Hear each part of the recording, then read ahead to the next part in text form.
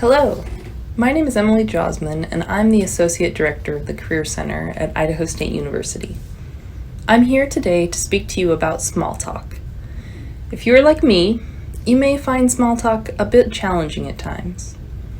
Whether it's with a stranger in an elevator, a student sitting next to you in class, or even a distant family member at a holiday gathering, participating in small talk doesn't have to be a painful experience. Small talk. 2 words that either get you ramped up to meet new people and learn new things, or make you want to head for the hills. You won't find a course on small talk in college, and if you asked a person on the street how to do small talk, they most likely won't be able to give you a concise answer.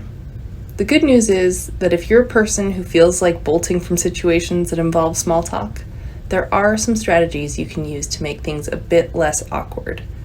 The Ford method for small talk is a system that will help guide you during your small talk sessions. Ford is simply an acronym that will help you initiate topics and ask questions that are generally covered during small talk. F is for family, O is for occupation, R is for recreation, and D is for dreams. As you proceed through the conversation, you can rotate through the letters as needed to help ensure the conversation continues and hopefully avoid those awkward silences that sometimes happen. Let's dive deeper into the first letter. Family is a great, usually neutral topic that can help open up even the most stoic individual. You can ask questions like, where did you grow up? Where is your family?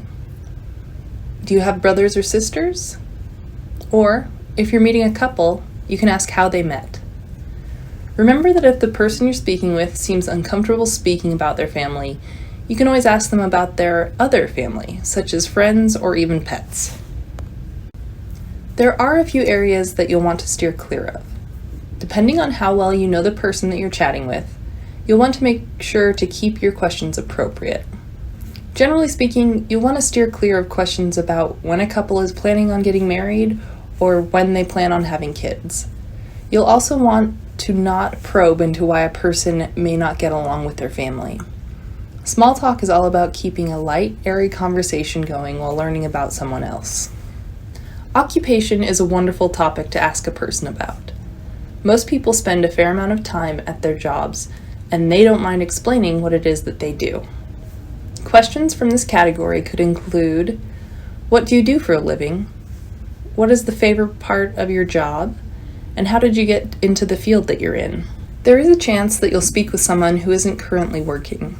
If that is the case, you can always ask about what that person hopes to do in the future. You can also ask where they might like to work or if they're interested in any specific industries.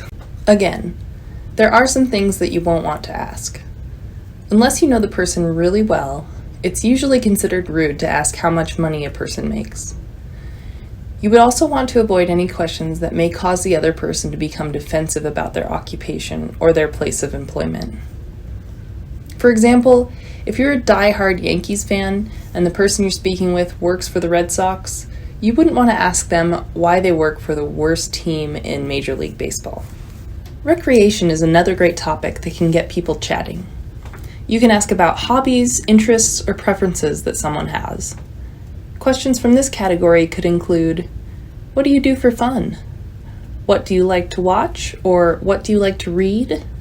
And what are you up to this weekend? When discussing recreation, there aren't a lot of ways that you can mess up. You will want to ensure that you stay positive in your conversation, even if the person's hobbies or interests don't appeal to you. Asking a person about their dreams, no, not that kind of dream, can be a bit tricky if you've just met them. However, here are some solid questions about people's dreams and desires that could be helpful to you. Where do you hope to end up? Where would you like to travel?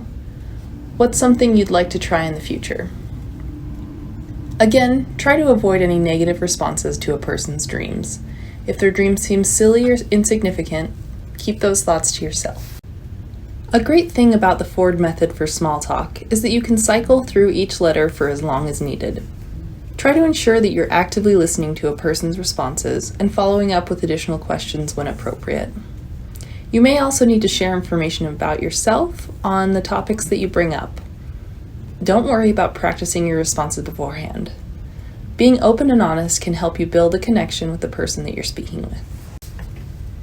Whether your next opportunity for small talk is in an elevator, at a work event, or in line at the coffee shop, using the forward method for small talk will help you breeze through a conversation that could otherwise be quite awkward. That's all I had for you today. I hope you found this overview helpful, and please feel free to leave any comments or questions below.